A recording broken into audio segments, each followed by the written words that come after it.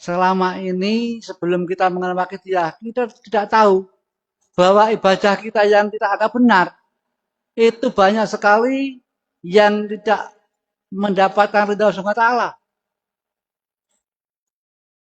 Kenapa demikian? Dikarenakan kita ibadah itu tidak niat lillah, tidak niat dari perintah Allah, linapsi, mengikuti nafsu kita. Terus aku sholat ben oleh ben gak ngebun rokok. Seperti itu kebanyakan. Itu sebenarnya hal yang keliru. Akhirnya jadi nafsi.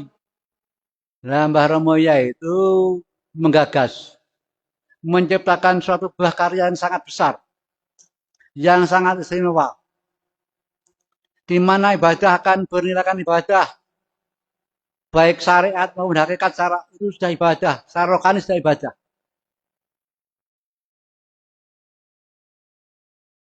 Apa itu buah karya itu? Buah karya itu mulai menurut Mbah ibunya Yaja Sofia Majid, jejere urip atau pedoman kehidupan. Atau dengan kata lain, agar kita mudah pahami, tata cara dadi golongane wong kang nyujake Allah. Tata cara bagaimana kita agar bisa sempurna ibadah kepada Allah di situ. Di sini karya beliau itu ada 3 perkara di dalam niat. Yang pertama, agar kita ibadah tidak ditumpaki nafsu atau tidak ditunggangi nafsu. Niat yang sun, itu niat yang sun itu tidak pandang bulu. Artinya baik langsung kepada Allah Subhanahu wa taala atau kita hubungan dengan manusia lain. Niat yang sun ibadah, misalkan kita langsung kepada Allah. Artinya kita baca Quran. Niat yang sun baca Quran atau tadarus gitu ya. Niat yang sun tadarus. Nderek perintah Allah Subhanahu wa taala. Nderek sunnah Rasulullah. Nderek bimbingan waktu zaman. Itu sudah setengah jalan. Itu pun sudah baik. Sudah mendapat ridho. Karena apa? Kita baca Quran akhirnya bermakna atau bernilaikan ibadah kepada Allah. Kita baca Quran bernilaikan mengikuti tuntunan Rasulullah SAW. Mengikuti sunnah-sunnah Rasulullah yang diperintah Allah, kan gitu. Yang ketiga, kita mengikuti bimbingan waktu zaman.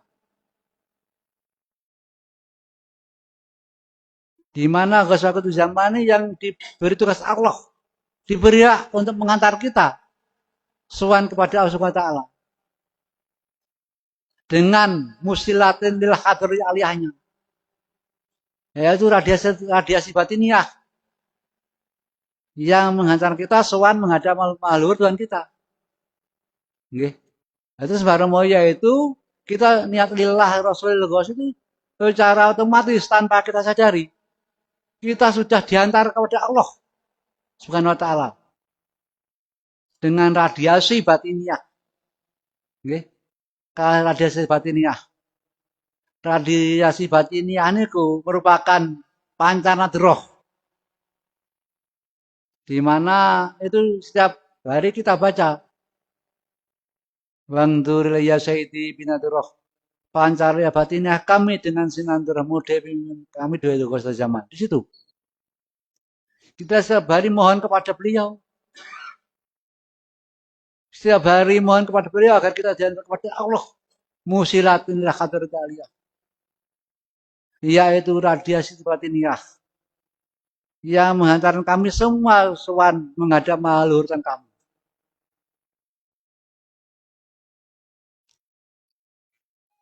Lebih sempurnanya itu tidak ada apa-apanya walaupun itu sudah pas, sudah benar, sudah lillah, lirasulillah. Itu sudah bernilai ibadah karena kita mengikuti sunnah Rasul. kita mengikuti bimbingan Gus. Tapi jangan lupa bahwa ada kata-kata orang itu belum bisa katakan syukur kepada Allah sebelum bersyukur kepada orang yang menunjukkan kebaikan. Amal bahasa kita percuma kalau kita ada bersyukur kepada orang yang menunjukkan kebaikan, khususnya kepada Nabi Muhammad SAW. Maka itu beliau bareng Yai Majid menyempurnakan agar usul kita mendapat ridho karena kita syukur kepada Allah. Maka itu beliau tanpa kita sadari mengangkat kita menjadi golongan orang yang bersyukur dengan pengetelapan birosul bil ghos. Kita mengetelapan birosul bil ghos dalam hati. Itu secara otomatis kita sudah bersyukur kepada orang yang menunjukkan kebaikan. Karena apa?